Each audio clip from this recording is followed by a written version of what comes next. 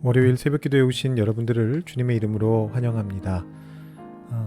우리 교회에 계신 분들 중에 가족을 하나님 나라로 먼저 보내신 가정들이 있습니다. 그분들을 위해서 기도해 주시고 하나님의 위로와 평안이 임하기를 계속해서 기도해 주시면 감사하겠습니다. 이 시간 우리 함께 기도하시고 오늘 말씀 보도록 하겠습니다. 하나님 아버지 감사합니다. 저희로 새해 두 번째 주를 맞이하게 하시고 이렇게 월요일 첫날 아침부터 하나님 앞에 나와 예배할 수 있도록 기도할 수 있도록 우리의 마음과 생각을 이끌어 주시니 감사합니다. 하나님, 우리의 마음이 때로는 지칠 때도 있고 때로는 쓰러질 것 같을 때도 있지만, 그러나 주님께서 말씀으로 우리에게 계속해서 힘을 주시고 또 우리에게 신앙의 동료들을 함께 보내주시고 붙여주셔서 우리가 이 신앙의 공동체 안에서 함께 기도하는 가운데, 서로를 위로하는 가운데, 서로를 돕는 가운데 함께 걸어갈 수 있게 하여 주시는 그 은총 때문에 우리가 계속해서 살아갈 수 있음을 주님 앞에 다시 한번 고백하며 나옵니다. 하나님, 우리의 삶을 주님께서 지켜주시고 우리의 생각을 지켜주셔서 어떤 상황에서든지 어떤 곳에서든지 우리가 주님의 사람으로 살아갈 수 있는 저희들 한 사람 한 사람 되게 주님께서 인도하여 주시옵소서. 오늘 하루도 우리 토론토 한인 장로교회 성도님들 한 분 한 분이 교인으로서, 크리스찬으로서, 예수님을 믿는 사람으로서 착한 행실을 보이고 향기를 내뿜는, 그리스도의 향기를 내뿜는 그런 삶을 살 수 있도록 주님 오늘 하루 위에 주님의 축복을 더하여 주시옵소서. 감사드리며 예수님의 이름으로 기도드립니다. 아멘. 오늘 우리에게 주시는 하나님의 말씀은 신약성경 마태복음 5장 13절부터 20절까지의 말씀입니다. 마태복음 5장 13절부터 20절까지의 말씀을 봉독하도록 하겠습니다. 너희는 세상의 소금이니 소금이 만일 그 맛을 잃으면 무엇으로 짜게 하리요? 후에는 아무 쓸데없어 다만 밖에 버려져 사람에게 밟힐 뿐이니라. 너희는 세상의 빛이라. 산 위에 있는 동네가 숨겨지지 못할 것이요, 사람이 등불을 켜서 말 아래에 두지 아니하고 등경 위에 두나니 이러므로 집안 모든 사람에게 비치느니라.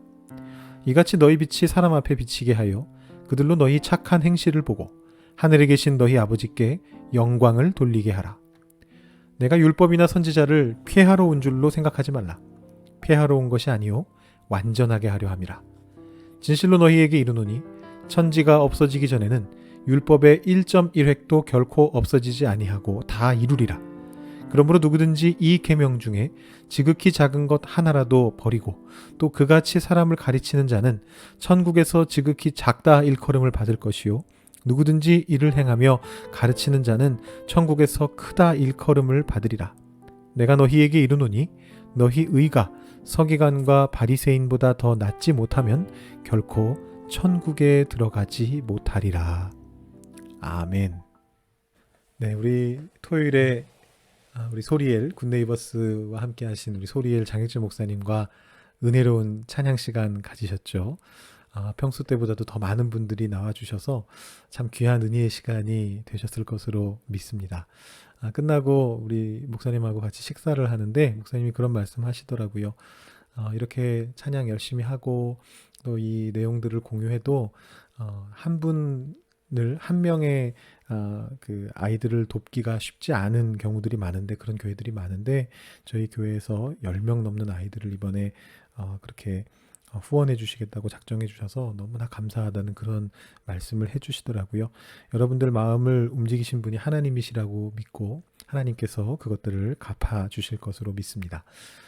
이 토요일 날 그 참 은혜로운 시간을 가졌는데, 뭐 그것 때문에라고 하면 좀 웃깁니다만, 토요일 날 따로 저희가 말씀을, 우리 묵상 말씀을 보지 못했습니다. 그래서 김요한 목사님의 우리 금요일 말씀 이후로 3일 만에 이제 마태복음 말씀을 다시 여러분들 보시게 되는데요. 그 사이에 어떤 일이 있었는가 먼저 좀 짚고 넘어가는 게 좋을 것 같습니다. 금요일 말씀에서 우리는 예수님께서 세례 요한에게 세례를 받으시고 광야에서 마귀의 시험을 받으시는 그 장면을 지켜보았습니다. 공관복음서 모두에 기록되어 있는 예수님의 공생의 사역의 첫 시작 부분입니다. 그 다음에 그 후에 예수님께서 갈릴리에서 본격적으로 사역을 시작하시죠. 토요일 말씀인 4장 후반부 말씀에 그런 내용들이 나오고 있습니다. 예수님께서 명절마다 예루살렘을 방문하셨다라고 기록하고 있는 요한복음하고는 다르게 이 마태, 마가, 누가의 공관 복음서들은 십자가 사건이 일어나기 전까지 예수님께서 갈릴리 지역에서만 활동하신 것으로 그렇게 기록하고 있습니다. 이 네 복음서가 똑같이 얘기하는 것은 예수님이 주로 활동하신 지역이 갈릴리였다는 것이죠. 이 마태복음이 전하는 예수님의 첫 공생의 메시지가 뭐냐 하면 4장 17절에 나오는 회개하라 천국이 가까이 왔느니라 라는 말씀이고요. 이것은 그 마가복음 1장 15절에 나오는 그 예수님의 첫 번째 메시지와 동일합니다. 이 대부분의 신학학자들이 마가복음 1장 15절의 메시지가 복음의 핵심이라는 것에 대해서 동의하거든요.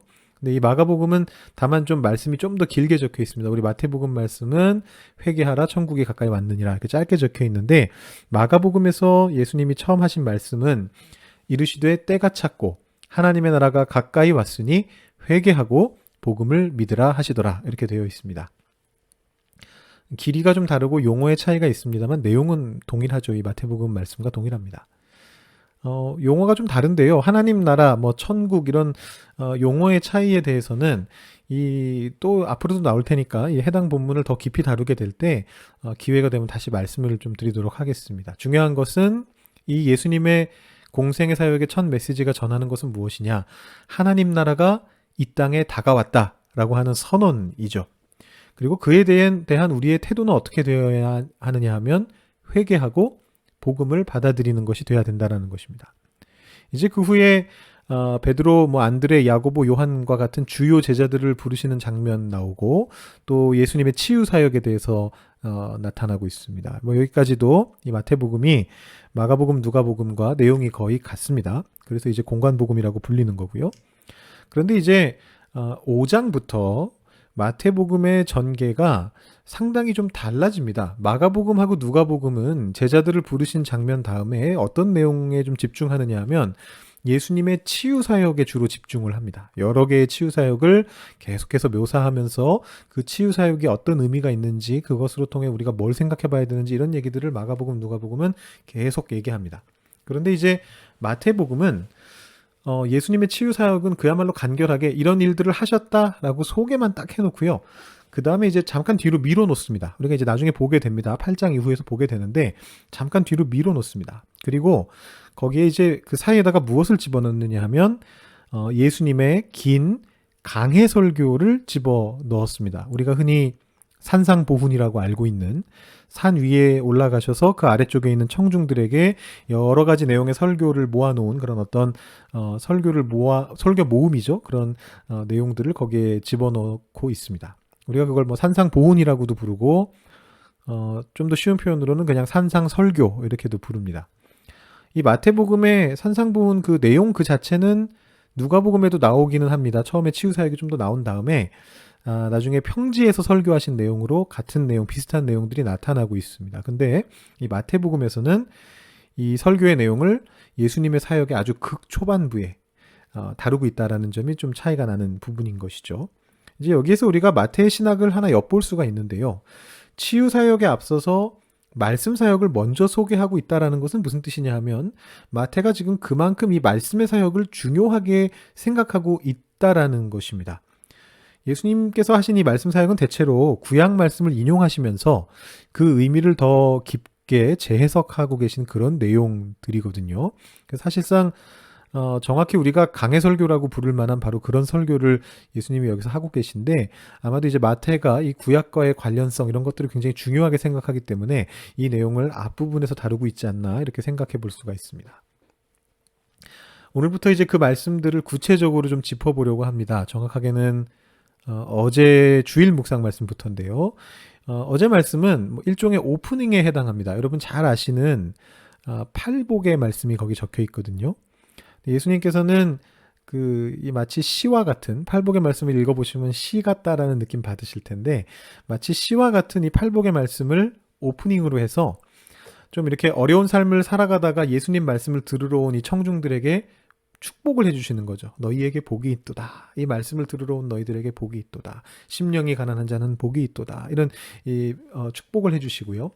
그리고 나서 본격적인 이 설교의 포문이 어디서부터 시작되는 거냐면 오늘 우리가 읽은 말씀에서부터 본격적인 얘기가 이제 시작이 됩니다. 그래서 오늘 말씀이야말로 이제 앞으로 나올 이 산상보훈의 말씀들의 진정한 서론이다라고 그렇게 볼 수가 있습니다.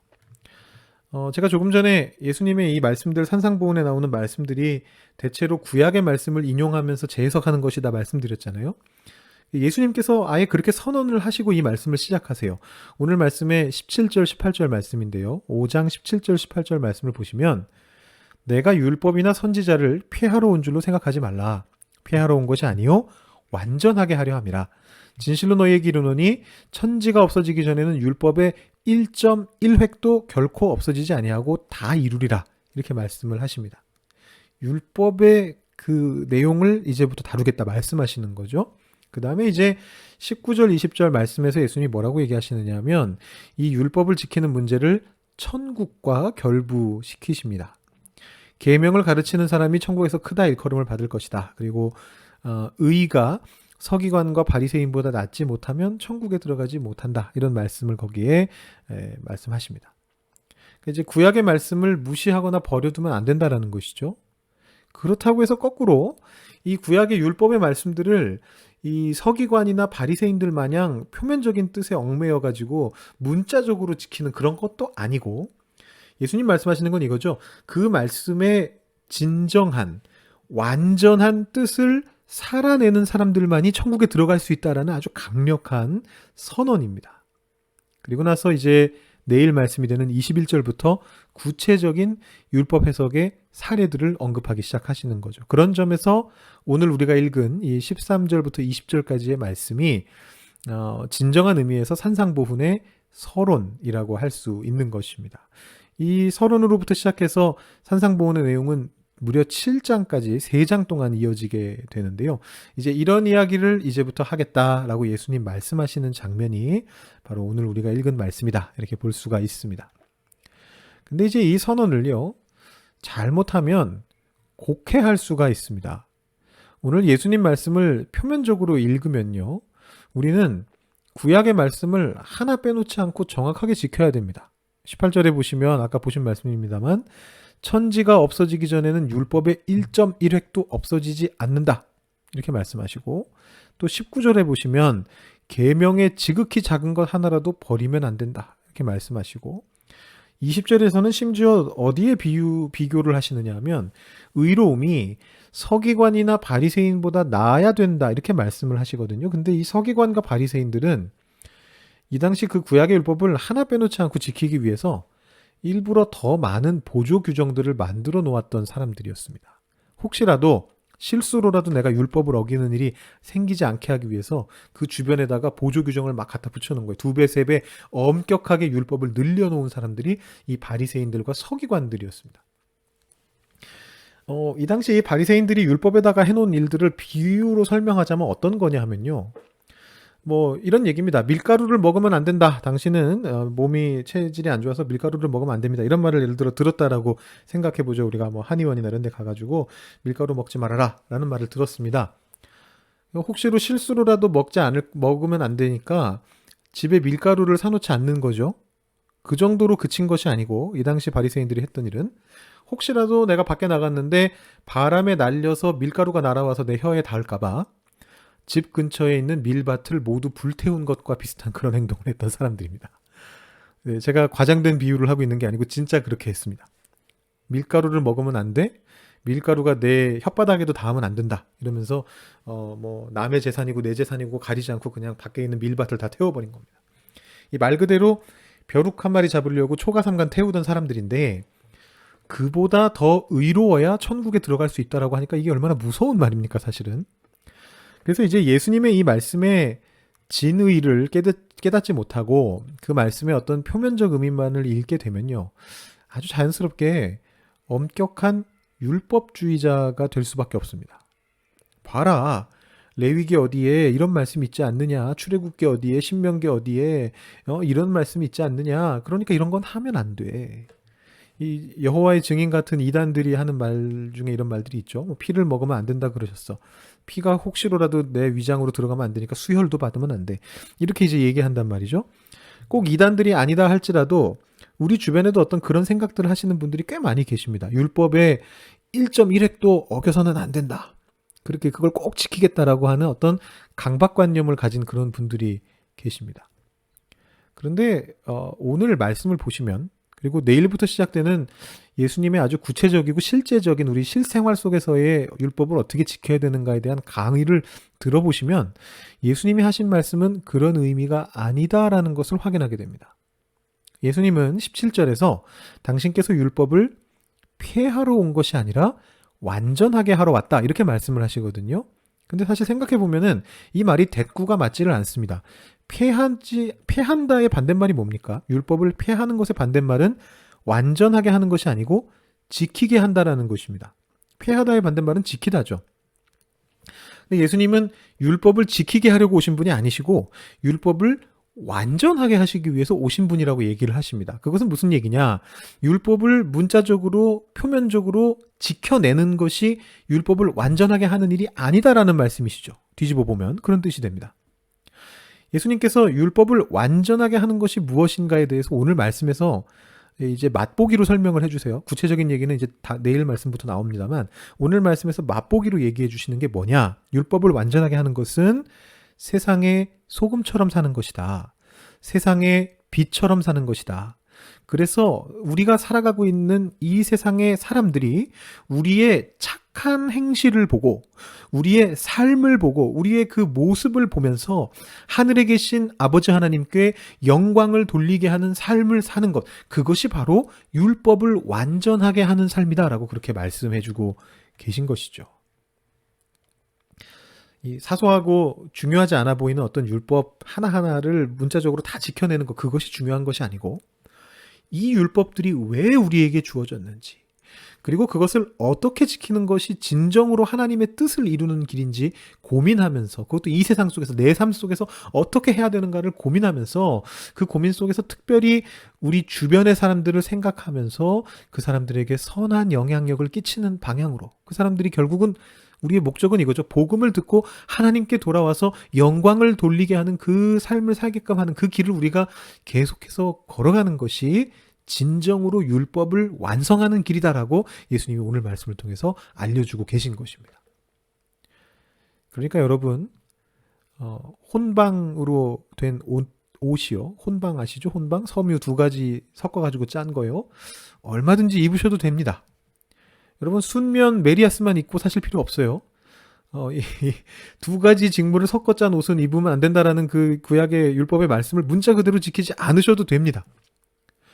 바울이 뭐라고 얘기하느냐 하면, 자신은 복음을 전파하기 위해서 어떤 때는 율법 없는 자처럼 되었고 어떤 때는 율법 아래 있는 자처럼 되었다라고 선언합니다. 이것이 예수님과 바울이 가르치는 율법의 상위 원리예요. 율법이 무시당할 것이다, 율법은 필요 없다, 그런 얘기가 아니에요. 율법의 상위 원리가 있습니다. 그것은 뭐냐? 하나님의 율법을 하나님의 뜻대로 지켜내는, 온전히 지켜내는 길인 것이죠. 여러분, 오늘 하루의 삶 속에서 율법의 어떤 자구에 얽매이시는 것이 아니라 그 안에 있는 하나님의 뜻을 참으로 살아내시는 여러분들이 되실 수 있기를 바랍니다. 주님의 사랑을 여러분 주변의 사람들에게 베푸시고 그들을 주님의 빛으로 나오게 하시는, 그래서 하나님께 참으로 영광을 돌리시게 되는 여러분 한 분 한 분이 되시기를, 오늘 하루의 삶이 되시기를 주님의 이름으로 축원합니다. 이 시간 기도하실 때 오늘 말씀 생각하시면서 여러분의 삶 속에 율법의 진정한 의미가 나타날 수 있게 해달라고, 주님의 사랑이 여러분의 삶을 통해 여러분 주변 사람들에게 전달될 수 있게 해달라고 함께 기도하시는 시간 갖도록 하겠습니다. 기도하겠습니다.